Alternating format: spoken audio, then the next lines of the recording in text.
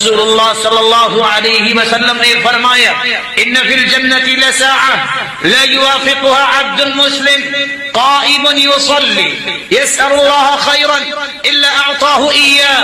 مسلمانوں، جمعہ کا دن اتنا مبارک دن ہے، اس دن ایک ایسی گھڑی آتی ہے جو بھی مسلمان جس چیز کی دعا کرے، جو بھی اللہ سے طلب کرے، مطالبہ کرے، الا اعطاه اياه، اللہ تعالیٰ اسے عطا کر دیتے ہیں۔ وقال بيده يقللها، اور آپ نے کہا یہ بہت چھوٹی گھڑی ہوتی ہے، وہی ساعة خفيفة، بہت تھوڑا وقت ہوتا ہے اس گھڑی کا، اس لیے اس گھڑی کی تلاش میں رہا کرو۔ یہ کون سی گھڑی ہے؟ علماء نے مختلف اقوال پیش کیے، دو روایتیں ہمیں اس کی وضاحت کرتی ہیں۔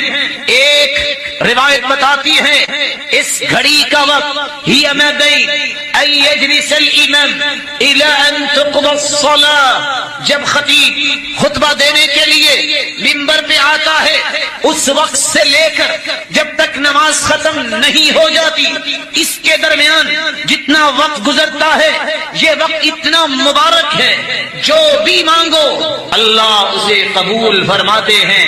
اور دوسری روایت کے الفاظ ہیں یوم الجمعہ 12 ساعة، جمعے کے دن 12 گھڑیاں ہیں، لا یوجد فیہا عبد مسلم یسأل اللہ شیئا الا آتاہ ایاہ، ان 12 گھڑیوں میں ایک ایسی گھڑی ہے جو بھی انسان مانگتا ہے اللہ اسے پورا فرما دیتے ہیں۔ فالتمسوها آخر ساعة بعد العصر، یہ گھڑی عصر کی نماز سے لے کر مغرب کی نماز تک ہوتی ہے۔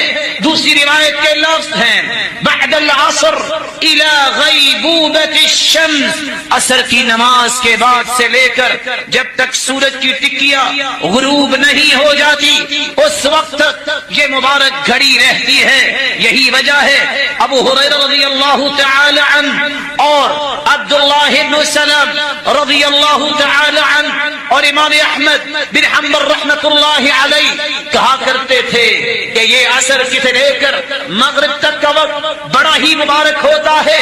یہی وجہ ہے سعید بن جبیر رحمۃ اللہ علیہ عصر کی نماز پڑھتے اور اللہ کے سامنے بیٹھ جاتے، ذکر کرتے، قرآن پڑھتے، درود پڑھتے، لا یکلمہ احد، مغرب کی نماز تک کسی سے کلام کرنا پسند نہ کرتے۔ اور سلف صالحین کا یہ رویہ رہا ہے، جمعے کا دن ہوتا اور عصر کی نماز پڑھنے کے بعد اپنے گھر بھی جاتے، دروازہ بند کر لیتے اور کسی کو مغرب تک آنے کی اجازت نہ دیتے۔ سبب کیا ہے؟ اس دن کثرت سے درود کیا جائے، اس دن کثرت سے ذکر کیا جائے، کثرت سے دعا کی جائے، جس کو اللہ نے عید الاضحیٰ، عید الفطر اور تمام دنوں کا سرتاج کہا۔ اس دن کا اہتمام کرنے والا بھی اللہ کے ہاں اتنا ہی عزت والا ہوگا۔ اللہ رب العزت اس دن کی عظمت اور اہمیت کو سمجھنے کی توفیق عطا۔ فضیلت اتنی ہی انسان اگر سمجھ لے جس کے بارے میں خود رسول اللہ صلی اللہ علیہ وسلم نے فرمایا، اور یہ روایت عبداللہ ابن عمر رضی اللہ تعالی عنہ اور ابو ہریرہ رضی اللہ تعالی عنہ سے مروی ہے۔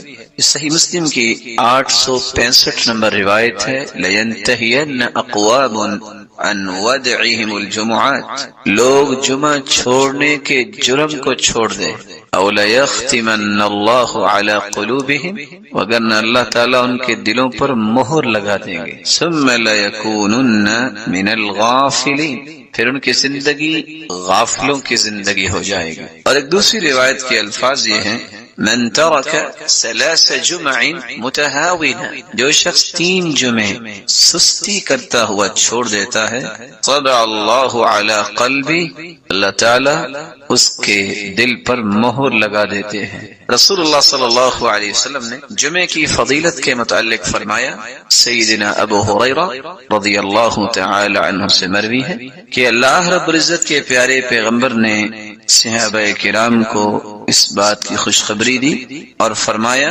نحن الآخرون الاولون یوم القیامہ، ہم دنیا کے اندر تو یہودیوں اور عیسائیوں کے بعد آئے ہیں، لیکن قیامت کے دن سب سے پہلے جنت میں جائیں گے۔ المقضی لہم قبل الخلائق، پوری کائنات سے پہلے اگر کسی کا حساب و کتاب ہوگا، کسی کو اس بات کی نوید سنائی جائے گی کہ تم جنت میں جاؤ تو وہ امت محمد ہوگی۔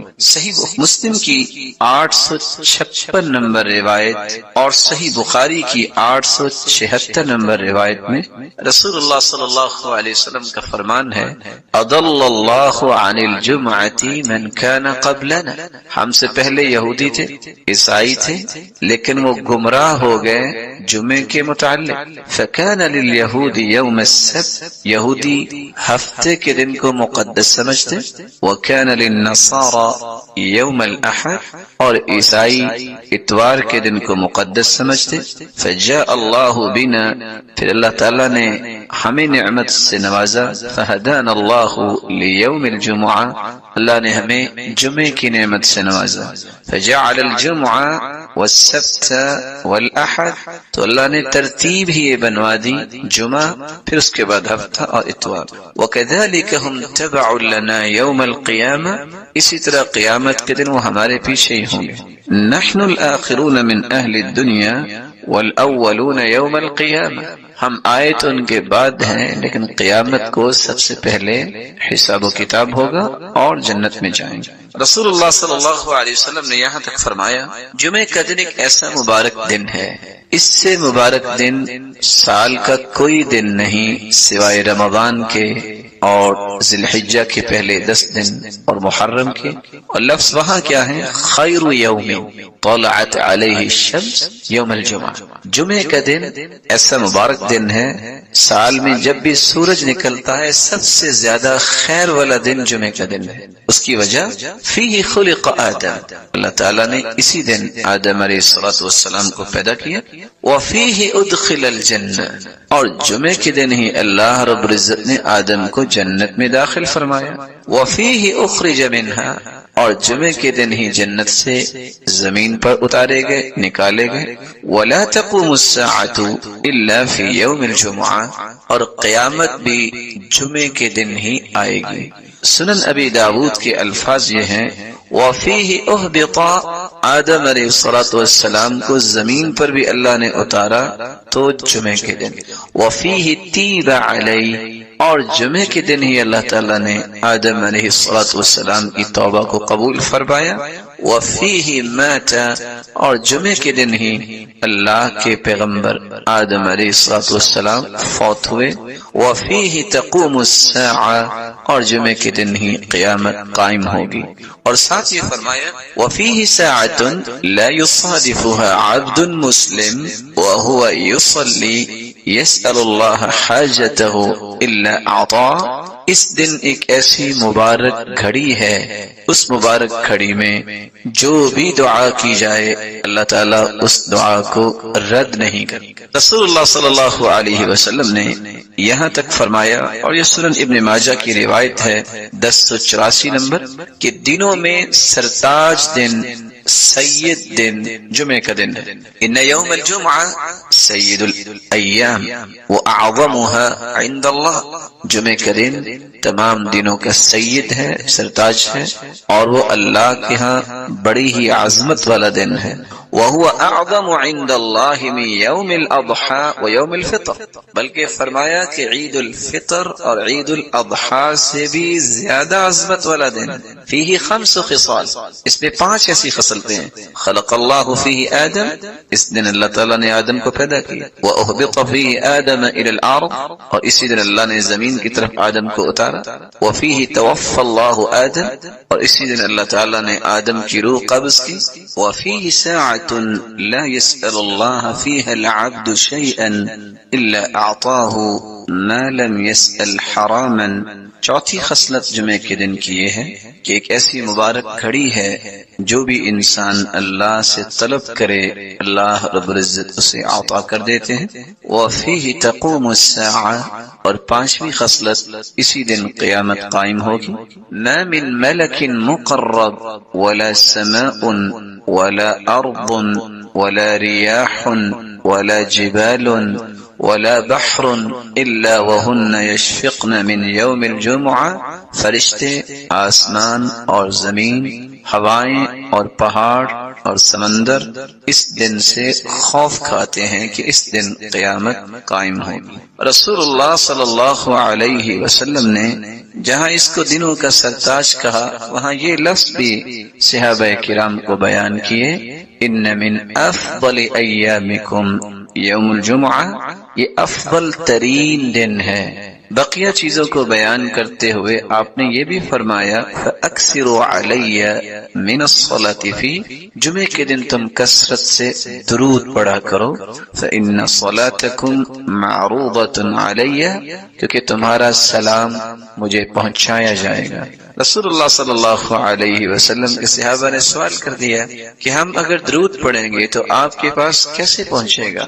تو جواب دیا ان اللہ حرم علی الارض ان تأکل اجساد الانبیاء، اللہ تعالیٰ نے زمین پر حرام کر دیا ہے کہ وہ انبیاء کے جسد مبارک کو نقصان پہنچائے یا کھائے، تو تمہیں ثواب اور اجر سے نوازا جائے گا۔ اور یہ روایت سنن ابی داود کی 1047 نمبر اور سنن النسائی کی 1373 نمبر اور سنن ابن ماجہ کی 1082 نمبر۔ رسول اللہ صلی اللہ علیہ وسلم نے فرمایا جمعے کا دن تھا تو جبریل امین تشریف فرما ہوئے، اور جبریل امین نے اپنی ہتھیلی پہ ایک سفید شیشے کی طرح ایک چیز مجھے دکھائی، فی وسطها كالنکتة السوداء، جس کے درمیان ایک کالا نشان تھا۔ فقال ما هذه يا جبریل، میں نے سوال کیا جبریل یہ کیا؟ قال هذه الجمعة يعرضها عليك ربك لتكون لك عيدا، یہ تیرے رب کی طرف سے تحفہ ہے، جمعے کا دن ہے اور آپ کے لیے اللہ نے اس کو عید بنایا ہے، وَلِقَوْمِكَ مِن بَعْدِكَ، اور آپ کی قوم کے لیے بھی عید ہے۔ اور ایک دوسری روایت کے الفاظ یہ روایت طبرانی کی روایت ہے، اور شیخ البانی رحمۃ اللہ علیہ صحیح الترغیب والترہیب میں اس کو صحیح کہہ رہے ہیں۔ آپ کے زبان اقدس سے یہ الفاظ بھی نکلے ان هذا اليوم جعلہ اللہ عیدا للمسلمین، اللہ تعالیٰ نے جمعے کے دن کو مسلمانوں کے لیے عید کا دن بنایا ہے۔ بلکہ رسول اللہ صلی اللہ علیہ وسلم نے فرمایا ان فی الجنۃ لسوقا یأتونها کل جمعہ، جمعے کا مبارک دن اللہ جنت میں بھی رکھے، جنت میں ایک بازار ہوگا یأتونها کل جمعہ، صحیح مسلم کی 2833 نمبر روایت ہے کہ جنت میں بھی ایک بازار ہوگا جس میں جنتی جمعے کے دن آئیں گے۔ کیا کیفیت ہوگی یہ اللہ ہی جانتے ہیں۔ اور اگر اس کو دوسرے لفظوں میں آپ کہہ سکیں کہ جنت میں بھی اللہ تعالیٰ جمعہ بازار جنتیوں کی خواہشوں کو پورا کرنے کے لیے لگوائیں گے۔ فتحب ريح الشمال، شمال کی طرف سے ہوا آئے گی، فتحسو فی وجوہہم وثیابہم، جو جنتیوں کے لباس اور ان کے چہروں پہ پڑے گی، فیزدادون حسنا وجمالا، تو اللہ کی طرف سے اس گرد پڑنے سے جو گرد نہیں ہوگی، اس مٹی کی وجہ سے ان کے حسن میں اضافہ ہوگا۔ فیرجعون الی اہلہم، جب وہ گھروں کو واپس پلٹ کے آئیں گے، وقد ازدادوا حسنا وجمالا، تو گھروں والے بھی اس سے زیادہ خوبصورت ہو چکے ہوں گے۔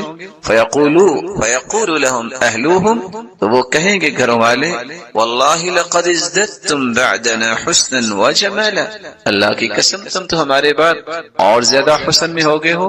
فیقولون، تو وہ جواب دیں گے وانتم واللہ لقد ازددتم بعدنا حسنا وجمالا، اللہ کی قسم ہم تو ہوئے، آپ بھی اللہ کی رحمت سے حسن و جمال میں اور زیادہ ہو گئے۔ رسول اللہ صلی اللہ علیہ وسلم فضیلتوں کے ساتھ ہمیں دو حکم دیے ہیں۔ پہلا حکم کہ جمعے کے دن کثرت سے درود پڑھا جائے، دوسرا حکم اس میں ایک ایسی مبارک گھڑی ہے جو بھی دعا کی جائے وہ دعا رد نہیں ہوتی۔ وہ کون سی گھڑی ہے، وہ کون سا وقت ہے جب دعا کی جائے تو دعا رد نہیں ہوتی؟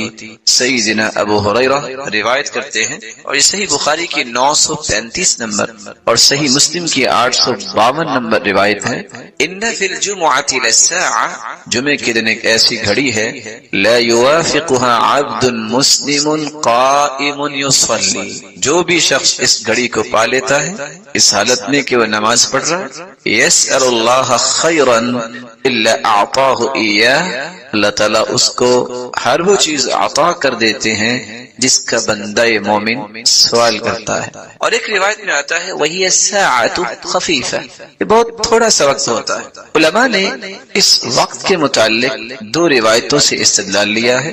پہلی روایت ابو موسیٰ اشعری رضی اللہ تعالی عنہ کی ہے کہ وہ گھڑی اس وقت شروع ہوتی ہے ہی ما بین ان یجلس الامام الى ان تقضى الصلاة، خطیب جو خطبہ دینے کے لیے ممبر پہ بیٹھتا ہے اور جب تک نماز نہیں ہو جاتی، گویا کہ خطبے کا وقت اور نماز کے ختم ہونے تک یہ ایک ایسی مبارک گھڑی ہے جس گھڑی میں جو بھی انسان مانگے اللہ اس کو عطا کرتے ہیں، اور یہ صحیح مسلم کی 853 نمبر روایت ہے۔ دوسری روایت میں آتا ہے جمعے کی دن 12 گھڑیاں ہوتی ہیں، ان 12 گھڑیوں میں ایک ایسی ساعہ ہے، ایک ایسی گھڑی ہے جو بھی انسان اس میں دعا کرے اللہ قبول فرماتے ہیں۔ فَالْتَمِسُوهَا آخِرَ سَاعَةٍ بَعْدَ الْعَصْرِ، تو تم عصر کے بعد اس کو آخری گھڑی میں تلاش کیا کرو۔ یہ روایت سنن النسائی کی 1387 نمبر روایت ہے۔ علماء محدثین نے ان دونوں احادیث کو سامنے رکھتے ہوئے اس بات کو راجح قرار دیا ہے کہ عصر کے بعد کا وقت ایسا مبارک وقت ہے کہ اس میں ایک ایسی گھڑی ہے جس گھڑی میں انسان دعا کرے تو اللہ رب العزت اس کی دعا کو رد نہیں کرتے، اس کو عطا کر دیتے ہیں۔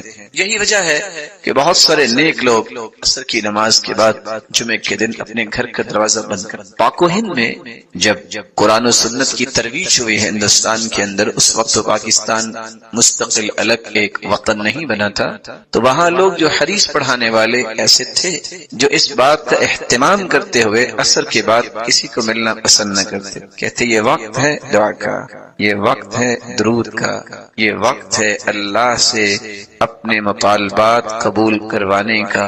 وہ بیٹھ کے دعا کرتے اور قرآن مجید کی تلاوت کرتے اور رسول اللہ صلی اللہ علیہ وسلم کی ذات اقدس پر درود بھیجتے اور کثرت سے درود پڑھا کریں۔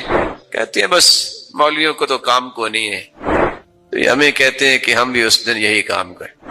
اللہ کے رسول نے فرمایا تھا کثرت سے درود پڑھو، فإن صلاة أمتي تعرض علي في كل يوم جمعة، کیونکہ جمعے کے دن مجھ پہ میری امت کے درود پیش کیے جاتے ہیں۔ فمن كان أكثرهم علي صلاة كان أقربهم مني منزلة، جو کثرت سے جتنا زیادہ درود پڑھتا ہے قیامت کے دن وہ میرا امتی اتنا ہی سب سے میرے قریب ہو۔ کتنی خوش نصیبی ہے۔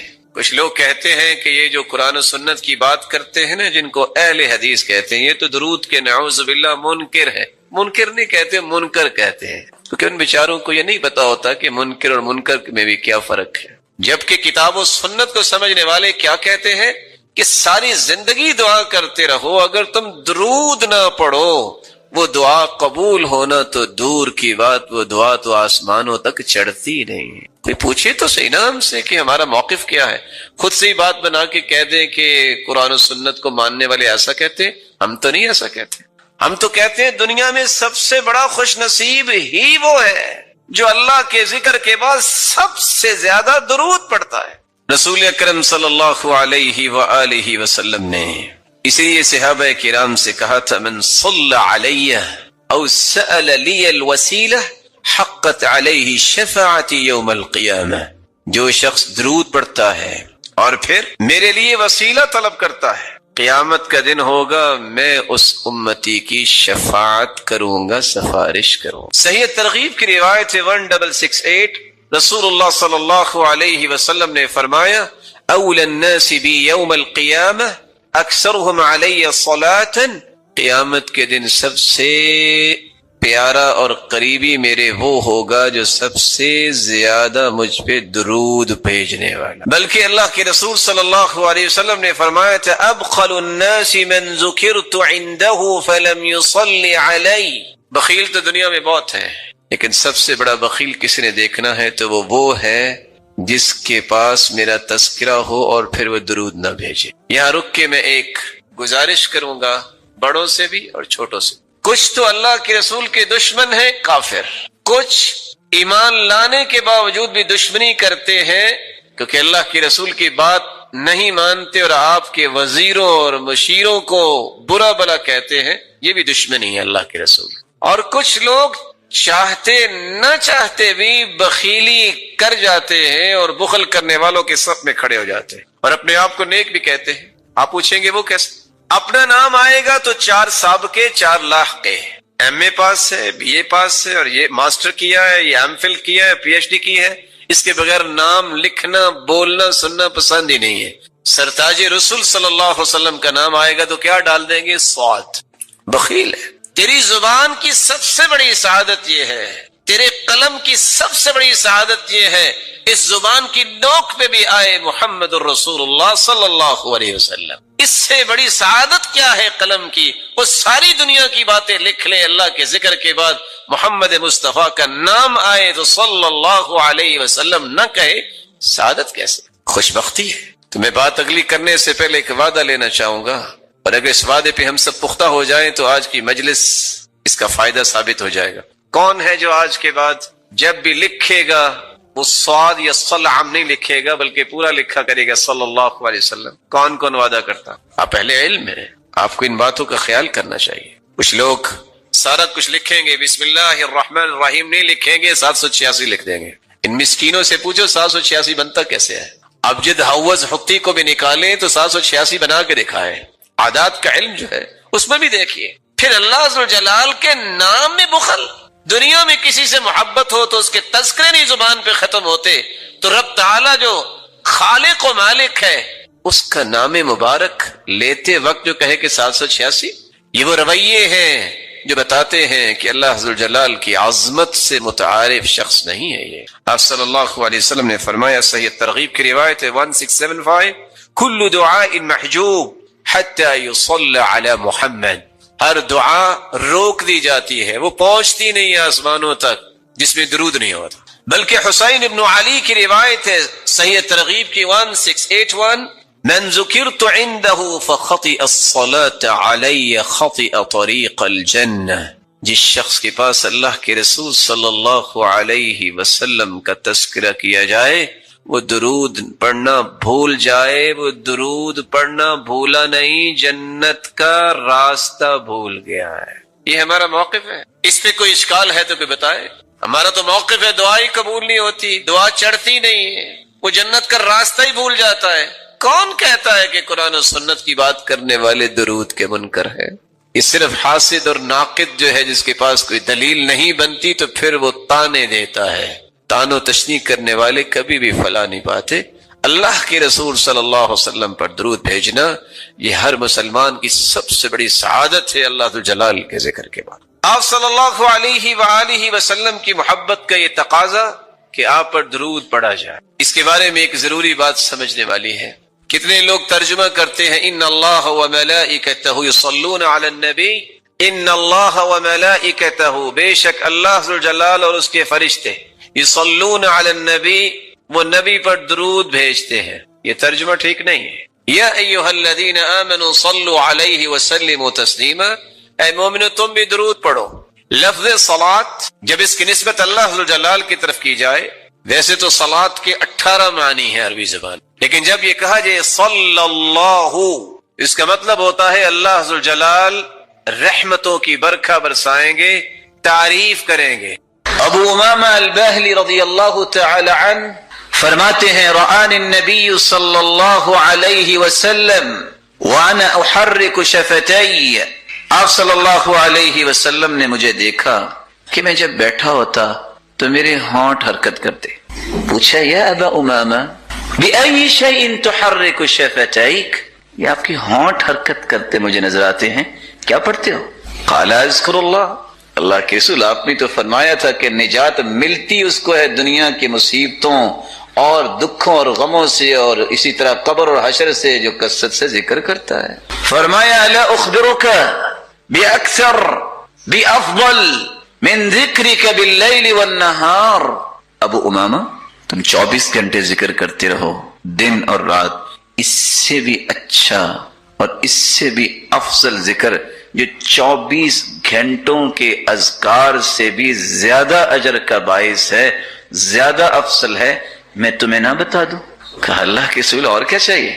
تو آپ صلی اللہ علیہ وسلم نے فرمایا تم اگر 24 گھنٹے مسلسل ذکر سے بہتر ذکر چاہتے ہو تو تم یہ کلمہ کہہ دیا کرو، سبحان اللہ عدد ما خلق، سبحان اللہ ملء ما خلق، سبحان اللہ عدد ما فی الارض، سبحان اللہ ملء ما فی الارض والسماء، سبحان اللہ عدد ما احصى کتابہ، سبحان اللہ عدد کل شیء، سبحان اللہ ملء کل شیء۔ یہ 4 کلمات تم پڑھ لو، اجر اتنا ہی ملے گا کہ 24 گھنٹے تم اللہ کے ذکر ہی کرتے رہے۔ صبح و شام کثرت سے اللہ کا ذکر کریں۔ کون سے اذکار؟ ایک چھوٹا سا جملہ ہے، سبحان اللہ۔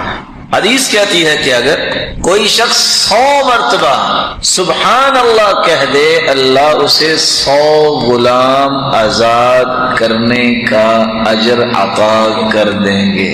ایک چھوٹا سا اور بھی کلمہ ہے، الحمدللہ۔ کوئی ہے جو 100 گھوڑے وقف کر سکتا ہو اللہ کی راہ؟ حدیث کہتی ہے 100 مرتبہ تم الحمدللہ کہہ دو، اجر تمہیں اتنا ہی ملے گا جتنا میدان کارزار کے لیے تم نے 100 گھوڑے اللہ کی راہ میں پیش کر دیے۔ کثرت سے ذکر کیجیے۔ اللہ اکبر چھوٹا سا مبارک کلمہ ہے، کوئی ہے جو 100 اونٹ کرتا ہو ذبح؟ حدیث کہتی ہے اللہ اکبر 100 مرتبہ پڑھ لو گے، اللہ ساز و سامان سے لدے ہوئے 100 اونٹ اللہ کی راہ میں پیش کیے جانے پر جو اجر ملتا ہے، اللہ اتنا اجر عطا کرتا۔ سبحان اللہ، الحمدللہ، اللہ اکبر، لا الہ الا اللہ۔ اسی حدیث کے آخر میں آتا ہے کہ لا الہ الا اللہ کثرت سے پڑھ لو۔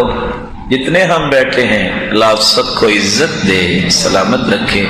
آپ ساری زندگی بھی سجدے میں پڑے رہیں تو زمین و آسمان کا خلا نیکیوں سے کیسے بھرے گا؟ 100 مرتبہ جو لا الہ الا اللہ پڑھ لیتا ہے، اللہ زمین و آسمان کا خلا اس کے لیے نیکیوں سے بھر دیتے ہیں۔ ویسے آپ تھوڑا سا غور کریں، سبحان اللہ، الحمدللہ، اللہ اکبر، لا الہ الا اللہ۔ تکبیر کیا ہے؟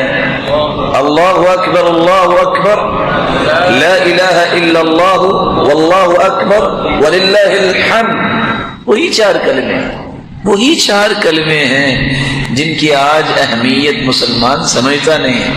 اللہ ذوالجلال نے اپنے پیغمبر کے ذریعے ایک بہت بڑا انعام ہم تک پہنچایا ہے، اور وہ کون سا انعام ہے جس کے بارے میں آپ کی خدمت میں چند باتیں رکھنا چاہتا ہوں۔ یہ ایمان کی لذت اور مٹھاس اور حلاوت، یہ نصیب کس شخص کو ہو۔ کھانا انسان کی جسمانی ضرورت ہے، کھانا اور پینا یہ جسم کی غذا ہے۔ اللہ کی طرف سے نازل شدہ وحی، قرآن و حدیث یہ روح کی غذا ہے۔ کھانا پینا جتنا اچھا ہوگا اس کی لذت زبان محسوس کرتی ہے، ایمان جتنا اچھا ہوگا اس کی لذت دل محسوس کرتا ہے۔ انسان جسمانی طور پر بیمار ہو جائے، اچھے سے اچھا کھانا بھی اس کے سامنے رکھ دے اسے کڑوا لگتا ہے۔ انسان کا روح بیمار ہو جائے اور انسان کا ایمان کمزور ہو جائے تو انسان کو دنیا کی کوئی خوشی خوشی کیا، کوئی غمی غمی محسوس نہیں ہوتی، اس کے اندر صرف قلق ہوتی ہے، اضطراب ہوتا ہے، فرسٹریشن ہوتی ہے، ہر وقت پریشان، ہر وقت جو ہے کسی ڈپریشن کا شکار رہتا ہے۔ سبب کیا ہے؟ یہ بیچارہ ایمانی طور پہ دیوالیہ ہو چکا۔ مصیبتیں انبیاء پر بھی آئیں، اولیاء و اصفیاء پر بھی آئی، اس کا معنی یہ ہے کہ اللہ سے تعلق توڑ لے، اس کا معنی یہ ہے کہ مایوس ہو جائے، اس کا معنی یہ ہے کہ عبادت چھوڑ دے، اس کا معنی یہ ہے کہ اللہ کو یاد کرنا چھوڑ دے، اس کا معنی ہے کہ نعوذ باللہ غلط غلط باتیں اپنی زبان سے بولنا شروع کر دے، اس کا معنی یہ ہے کہ گریبان چاک کرے، اس کا معنی یہ ہے کہ اپنے چہرے کو خود ہی تھپیڑے مارنا شروع کر دے، اس کا معنی یہ ہے کہ اللہ پہ اعتراض کرنا شروع کر دے۔ نہیں، ایمان کا معنی یہ ہے کہ کہا جائے کل لن یصیبنا الا ما كتب اللہ لنا هو مولانا، جو بھی حالات پیش آئیں گے وہ میرے رب نے فیصلہ کیا ہے، اور اللہ ذوالجلال ہمارا مولا ہے، وہی ہمارا مالک ہے، اس کے فیصلے پہ ہم راضی ہیں۔ لذتی و راحتی فیما قدر علی، میری زندگی کی اصل لذت و حلاوت اور مٹھاس یہ ہے میرے رب نے جو فیصلہ کیا ہے وہ بالکل ٹھیک کیا ہے، میں اس پہ راضی۔ قرآن مجید کی سب سے خوبصورت صورتیں جو فجر کی نماز سے پہلے دو رکعتوں کے اندر پڑھی جاتی ہیں، قل یا ایھا الکافرون اور قل ھو اللہ احد۔ بلکہ اس سورت کے الفاظ اللہ کے ہاں اتنا مقام رکھتے ہیں، ان الفاظ کے ساتھ اگر دعا کی جائے تو یہ اس میں اعظم بن جاتا ہے، جو بھی دعا کی جائے اللہ اس دعا کو رد نہیں کرتے۔ رسول اللہ صلی اللہ علیہ وسلم کے صحابی بیان کرتے ہیں، میں رسول اللہ صلی اللہ علیہ وسلم کے ساتھ مسجد میں داخل ہوا، ایک شخص نماز پڑھ رہا تھا اور دعا کر رہا تھا، اللہم انی اسألک بأنی اشہد ان لا الہ الا انت الاحد الصمد الذي لم يلد ولم يولد ولم يكن له كفوا احد۔ ان الفاظ کے ساتھ اس نے دعا کی تو اللہ کے رسول صلی اللہ علیہ وسلم فرمانے لگے، والذی نفسی بیدی لقد سألہ باسمہ الاعظم الذي اذا سئل به اعطى واذا دعی به اجاب۔